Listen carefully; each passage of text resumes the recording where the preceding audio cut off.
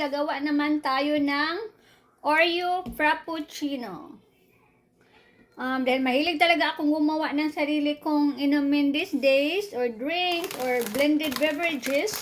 Subukan natin gumawa ng Oreo flavor this time. So, meron akong Oreo dito, pero hindi yata to yung Oreo na kadalasan ginagamit na nakikita ko online. But I'm gonna give this a try. This one, it said Oreo Selena Gomez.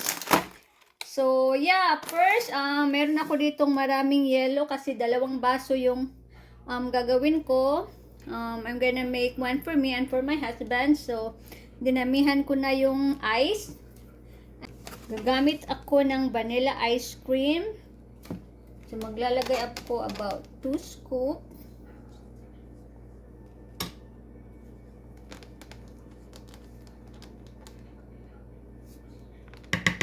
Yan.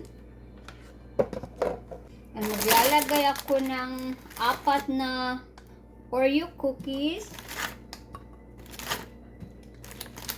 Yan. And then, maglalagay tayo ng milk. Malapit na maubos itong aking oat milk. So, maybe ilalagay ko na sila lahat.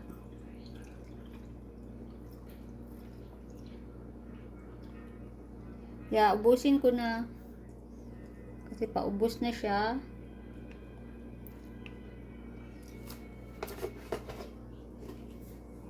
And then, we're gonna run it to the blender. Try natin itong ilagay sa ating baso.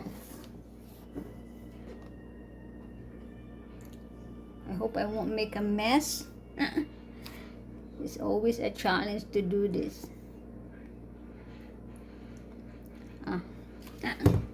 Gagamit na lang ako ng kutsara.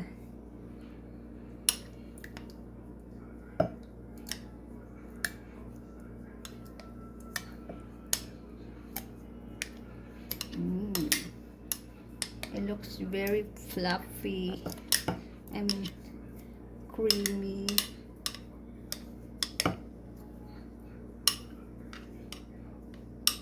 Oh, mukhang ang sarap niya, guys. So, that's for my husband. Ito naman yung sa akin. Ito, mas maliit ang bunganga ng baso na to. So, I'm probably going to make a mess.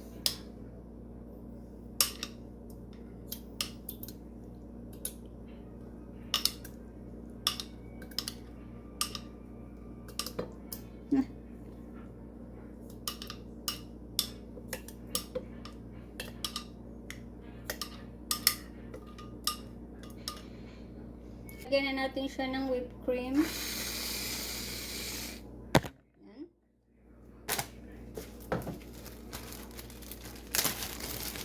Then, lalagyan natin ng konting Oreo cookies. This one is for my husband.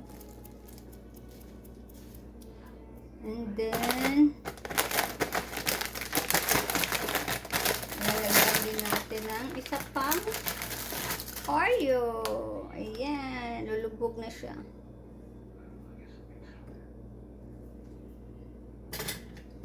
Ayan na ang ating finished product.